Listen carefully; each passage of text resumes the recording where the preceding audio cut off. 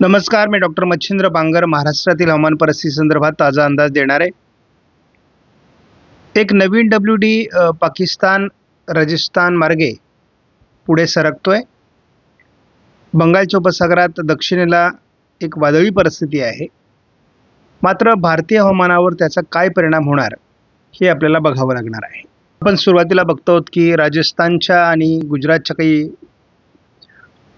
पश्चिमी भागामध्ये पावसास अनुकूल अशा प्रकारचं वातावरण निर्माण होतंय आणि हा एक WD पाकिस्तान मार्गे भारताच्या दिशेने सरकतोय।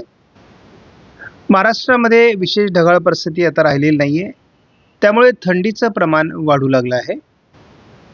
बंगालच्या उपसागरात तयार झालेल्या कमी दाबाचं वातावरण आता दक्षिण टोकाकडून अरबी समुद्रात सरकण्याची शक्यता आहे। उद्या विदर्भात थंडीचं प्रमाण वाढणार आहे। महाराष्ट्रातही थंडीचं प्रमाण हळूहळू आता हलक्या स्वरूपात जाणवणार आहे। उद्या 1 जानेवारी नवीन वर्षाचं स्वागत आपण करणार आहोत। त्यानिमित्त सर्व महाराष्ट्रातील प्रेक्षकांना, आपल्या सभासदांना आणि शेतकऱ्यांना मनपूर्वक नवीन वर्षाच्या हार्दिक शुभेच्छा। 2 तारखेला थंडीचं प्रमाण महाराष्ट्रामध्ये वाढू लागणार आहे। प्रत्येक दिवशी पुढे थंडी वाढत जाते। जवळपास आपण हा अंदाज 7 तारखेपर्यंत बघितला तर महाराष्ट्रामध्ये सामान्यपणे थंडी आहे।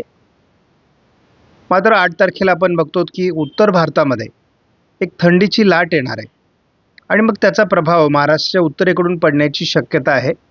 मात्र एक सामान्य थंडी महाराष्ट्रामध्ये पुढील काही दिवस राहण्याची शक्यता आहे। IMDचं हे GFS मॉडेलच आहे।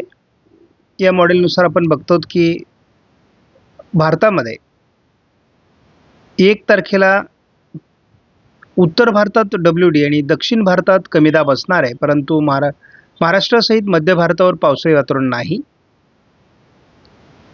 आपण या वातावरणात फारसा बदल पुढे भविष्यात आपल्याला होताना दिसत नाहीये। अगदी आपण हा अंदाज 5 किंवा 6 तारखेपर्यंत जरी बघितला तरी उत्तर भारतात WD आणि दक्षिण भारतात कमी दाब या पलीकडे या वातावरणात काही बदल नाहीये। आपण 7 तारखेलाही बघतो की उत्तर भारतात हलका WD आहे, तो फारसा प्रभावी नाही आणि बंगालच्या उपसागराच्या श्रीलंकेच्या दरम्यान एक कमी दाब तयार होतोय। या कमी दाबाचा प्रभाव तामिळनाडूवर होईल। मात्र उत्तर भारतात जोपर्यंत प्रभावी WD आणि दक्षिण भारतात कमी दाब असं वातावरण तयार होत नाही तोपर्यंत महाराष्ट्रात पावसाचं वातावरण तयार होणार नाही। तरी केरळ, तामिळनाडूमध्ये 9 तारखेला पावसाळी वातावरण तयार होणार आहे। दरम्यान जर उत्तर भारतात प्रभावी WD आला तर त्याची ट्रप लाईन पुढे भविष्यात तयार होईल आणि त्यासाठी अनुकूल वातावरण तयार होऊ शकतं। ECMWF मॉडेलनुसार आपण बघतो की श्रीलंकेच्या आजूबाजूने दोन्ही समुद्राच्या दक्षिण टोकाला कमी दाब आहेत। उत्तर भारतात देखील WD सरकत आहेत, त्यामुळे अतिउत्तरेला भारताच्या पावसाळी वातावरण तयार होत आहे।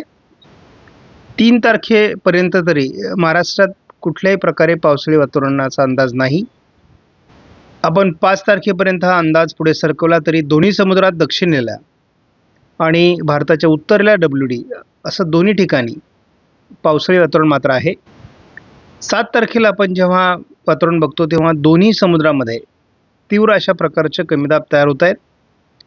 उत्तर भारतात संपूर्ण पर्वतीय प्रदेशामध्ये बर्फवृष्टी होणार आहे WDच्या प्रभावामुळे। 9 तारखेला आपण बघतो WDचा प्रभाव कमी होत आहे, परंतु दोन्ही समुद्रात कमी दाब कायम आहेत।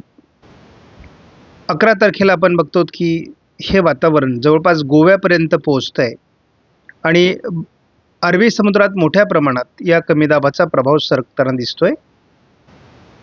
12 तारखेला मात्र हे विरुद्ध दिशेने सरकत असल्यामुळे भारतावरचा त्याचा प्रभाव कमी होतोय, त्यामुळे महाराष्ट्रातील संभाव्य पावसाची शक्यता कमी होते।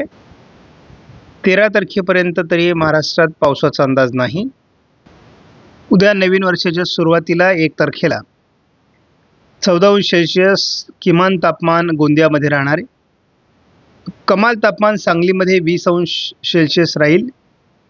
संपूर्ण कोकण किनारपट्टीला मात्र 24-25 अंश सेल्सिअस पर्यंत तापमान आहे। त्यामुळे थंडीचा प्रभाव कोकण किनारपट्टीत जाणवणार नाही.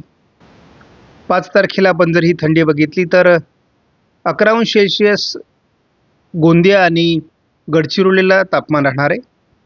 ज्या सांगलीला 20 अंश सेल्सिअस तापमान सुरुवातीला होतं तिथे 17 अंश सेल्सिअस तापमान होणार आहे. पुणे, सातारा किंवा अगदी जळगाव या भागात, अमरावती भागामध्ये 14 ते 15 अंश सेल्सिअस तापमान महाराष्ट्रामध्ये राहणार आहे. म्हणजे सरासरी तापमान 15 अंश महाराष्ट्रात निर्माण होईल. याचा अर्थ थंडीचा प्रभाव 5 तारखेला वाढणार आहे. परंतु हलकी थंडी महाराष्ट्रामध्ये जानेवारीच्या पहिल्या 1-1.5 आठवड्यामध्ये दिसते. आपण अगदी 1 तारखेपासून 14 तारखेपर्यंत असा एकत्रित अंदाज जरी बघितला तरी पहिल्या पंधरवड्यामध्ये जानेवारीच्या जी पावसाची शक्यता आपण वर्तवलेली होती ती सध्या पुन्हा एकदा या ISMWF मॉडेलने नाकारली आहे. महाराष्ट्रामध्ये हलकी ढगाळ परिस्थिती आपण 12 तारखेला बघतो. 11-12 तारखेला हवामानात बदल होईल अशी अजूनही आपल्याला अपेक्षा आहे. कारण त्या दरम्यान अजूनही वातावरणीय बदल होणार हे आपल्याला जाणवत आहे.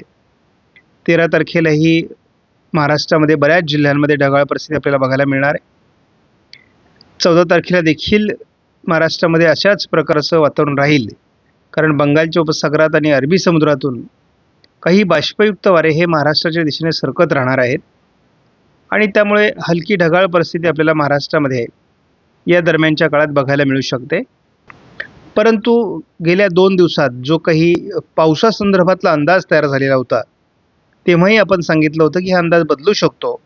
त्यामुळं या 15 दिवसामध्ये सध्या तरी निश्चित अशा प्रकारचा पावसाळी अंदाज देण्यात आलेला नाही. आपणास व्हिडिओमधील माहिती महत्त्वपूर्ण वाटल्यास लाईक करा, शेअर करा, चॅनलला सबस्क्राईब करा. धन्यवाद. जय हिंद, जय महाराष्ट्र, जय बळीराजा.